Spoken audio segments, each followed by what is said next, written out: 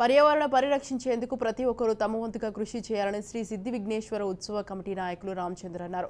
గణపతి నవరాత్రుల ఉత్సవాలు పురస్కరించుకొని వరంగల్లో పర్యావరణం పరిరక్షించేందుకు చాలా చోట్ల కాలుష్య రహిత విగ్రహాలను ఏర్పాటు చేశారు.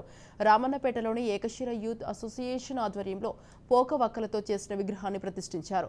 40 సంవత్సరాల నుండి రామన్నపేటలో ఉత్సవాలు నిర్వహిస్తున్నామని తెలిపారు. గత 20 సంవత్సరాల నుండి మట్టి వినాయకులను వాడుతున్నామని, ఈసారి 9,000 రూపాయలతో పోక వక్కలు కొనుగోలు చేసి నెల రోజుల నుండి శ్రమించి విగ్రహాన్ని తయారు చేశామని నిర్వాహకులు తెలిపారు.